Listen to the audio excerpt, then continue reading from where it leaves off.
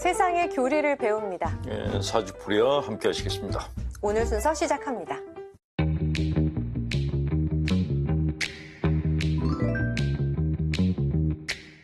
매주 세상의 교리를 통해서 복음 말씀을 익히고 있습니다. 저희가 말씀을 가까이 해야 하는 이유는 어디 있나요? 여기 방송을 보시는 시청자분들께 자기 마음속에 어떤 말들이 떠돌아다니고 있는가 한번 살펴보시기를 권하고 싶은데요. 사람의 마음 안에는 수많은 말들이 떠돌아다닙니다. 그 우주 행성처럼 떠돌아다녀요. 근데 이 말 중에는 해로운 것이 있는가 하면은 또 건강한 것도 있고 또 아주 사악한 말들도 있습니다. 그런 내 머릿속을 떠돌아다니는 그런 말들이 내 정신적 건강, 육체적 건강에 상당히 많은 영향을 미칩니다. 그런데 우리는 어려서부터 자라나면서 수많은 말들을 듣고 자랐는데 그중에는 좋은 말도 있지만 좋지 않은 말들도 굉장히 많았어요. 네. 그런 말들에 상처받고 그 상처받은 것이 또 곪고 그것이 또 컴플렉스가 되고 이런 삶을 번복하면서 살아왔습니다. 그래서 너무 안 좋은 말을 많이 들은 사람들은 그 말들이 내 마음 안에서 어떤 에너지처럼 이렇게 변해요. 그것들이 내 영혼을 지배하기 시작합니다. 그래서 안 좋은 말을 많이 듣고 자란 사람들이 범죄를 많이 저지르죠. 그래서 그런 것들을 예방하기 위한 방책이 뭐냐면 복음서에 나와 있는 말씀같이 좋은 말씀들을 계속 듣는 거예요. 그는 내 마음의 밭에다가 건강한 말씀의 씨앗을 뿌리는 겁니다. 그 말씀의 씨앗이 자라나면 잡초 같은 다른 말들이 죽게 된다는 것이죠. 그러니까 우리가 좋은 말을 많이 접해야 되는 것은 우리 영혼의 건강에 정말 중요하다는 것입니다. 네. 내 마음의 밭에 좋은 말을 많이 뿌리는 것이다. 네. 네, 새겨 듣겠습니다. 자, 오늘 살펴볼 말씀은 마테오복음서 18장 21절부터 22절까지 함께 하겠습니다. 여기서는 용서에 대한 얘기가 나오는데 베드로가 예수님께 다가와서 제 형제가 저에게 죄를 지으면 몇 번이나 용서해 줘야 됩니까? 7번까지 해야 됩니까? 라고 물었어요.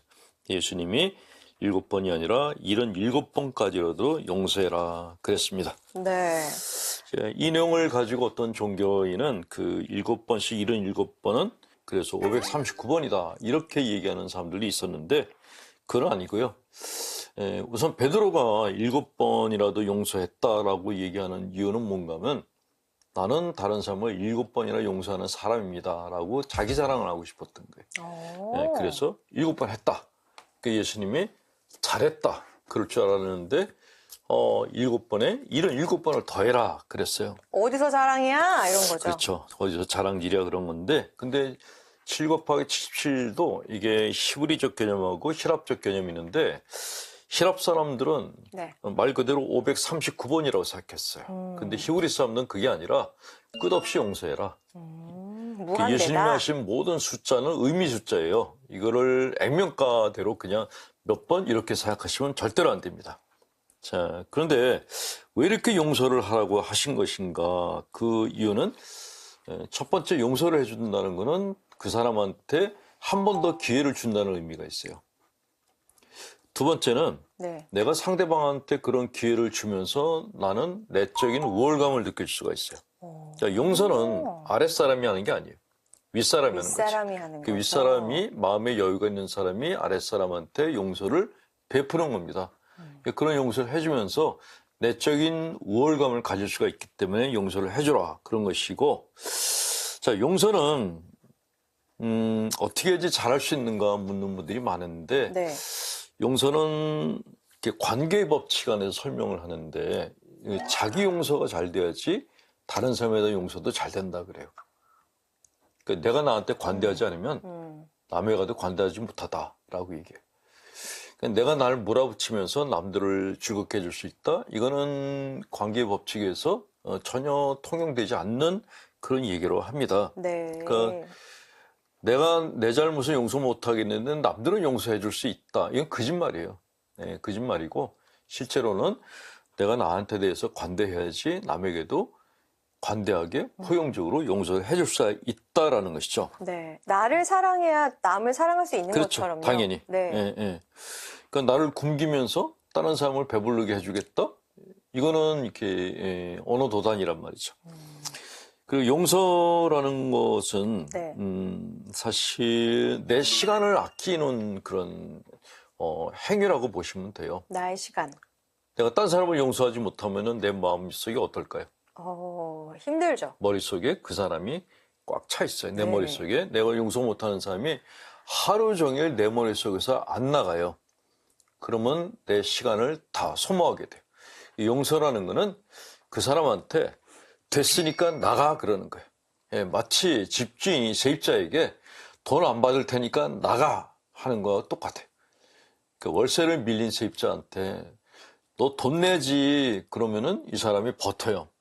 근데 됐어. 그냥 돈도 뭐도 필요 없고 다 나가. 이게 용서의 개념이에요. 돈 그러니까 받고 내보내야죠. 받고 내보내면 좋은데 안 낼 때는 할 수 없죠. 내보내야죠. 그러니까 내 머릿속에 존재하면서 내 시간을 까먹는 그 대상을 내 머릿속에서 쫓아내는 것. 이게 실질적인 용서의 의미라고 설명할 수 있습니다. 왜냐하면 누군가를 미워하면 그만큼 에너지를 막 쓰는 거잖아요, 내가. 시간 낭비에 에너지 네. 낭비에 뭐 생길 거 하나도 없어요. 맞아. 그냥 자기만 상하는 거죠. 저만 상하죠. 그렇죠. 그래서 네. 용서는 자기를 위한 것이지 음. 타인을 위한 것이 아니다라고 얘기를 하는 겁니다. 용서를 해주면 우월감이 올라간다고 하셨으니까 자존감도 올라가겠네요. 당연히 올라가죠. 네. 그 내가 저 사람 용서했어. 그러면 자기가 뭔가 이렇게 저 사람보다 위에 있는 듯한 느낌이 드는 거예요. 근데 내가 미움을 가지면 용서하지 네. 못하면 계속 그 사람한테 끌려다니고 있는 느낌이 드는 거예요. 네. 위치가 다르죠. 네. 저 예전에 그런 경우 있었어요. 어떤 사람이 저를 계속 미워하는 사람이 있었거든요. 그랬는데 갑자기 사람들 다 있는 데서 저한테 그러는 거예요. 저는 당신을 용서했습니다. 이렇게 얘기를 하는 거예요. 그거 진짜 황당했어요. 사람도 있는 데서. 있는 데서. 그래서 진짜 뭐야, 속으로 네가 뭔데 날 용서해? 난 그럼 아무리 내가 미워하는 사람이 있다 그래도 대중 앞에서 얘기하는 사람들 거는 앞에서. 그거는 미성숙하거나 네. 아니면 이렇게 정신이 나갔거나 미친놈이거나 그거죠. 그러니까 그냥 밉다는 얘기는 혼자 갖고 있는 감정이지 찾아가서 밉다 그러는 거는 그거는 정말 아니 뭔데 나를 용서하는 거예요?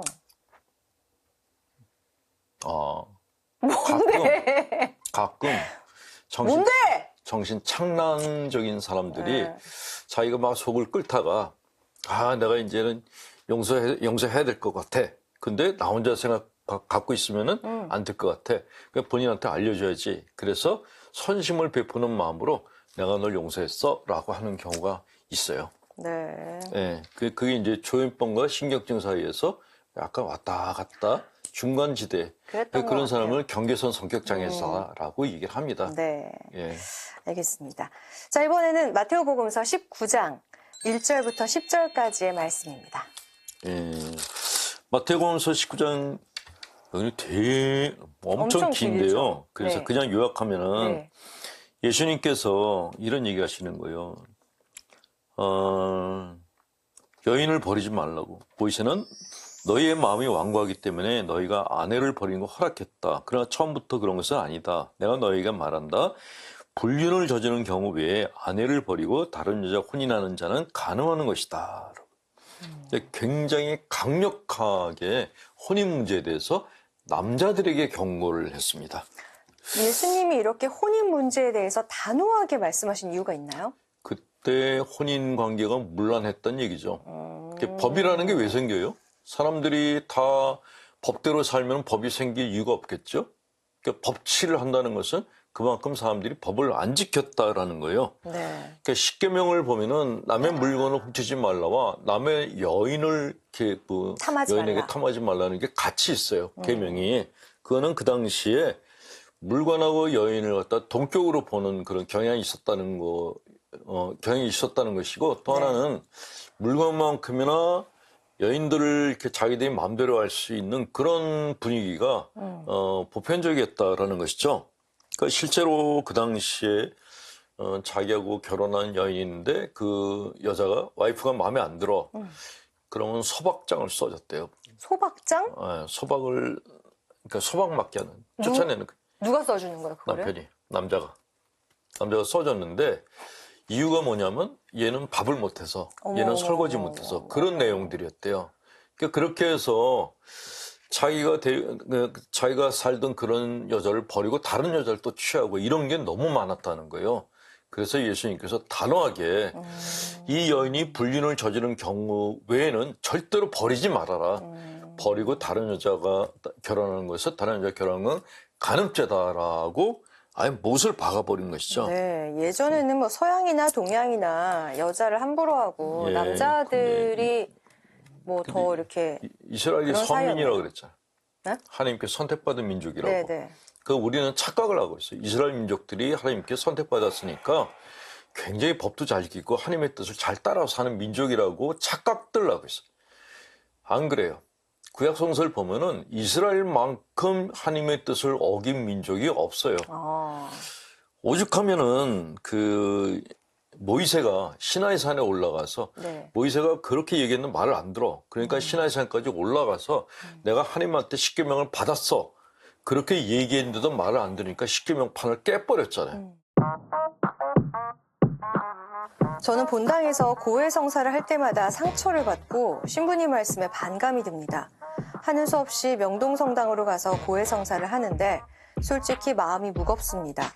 제 행동이 옳은 걸까요? 저는 왜 신부님 말씀에 반감이 들까요? 고해서고에 저도 이제 그런 비슷한 그 사연을 이메일로 많이 받는데 신부들이 본당 신부들이 근데 그거는 제가 생각하기에는 고해성사의 문제가 아니라 본당 신부들의 인성 문제라고 생각해요. 신부들의 인성. 고해서에 들어온 신자를 정말 따뜻하게 다독여주고 치유적인 이야기로 상처를 치유해주는 그런 사목자가 있는가 하면 고해서를 어렵게 찾아온 신자를 야단치고 막 네가 신자냐 뭐 심지어는 고해서 밖으로 이렇게 끌어내서 나가라라고 소리치는 그런 신부들이 있다는 얘기를 들었어요.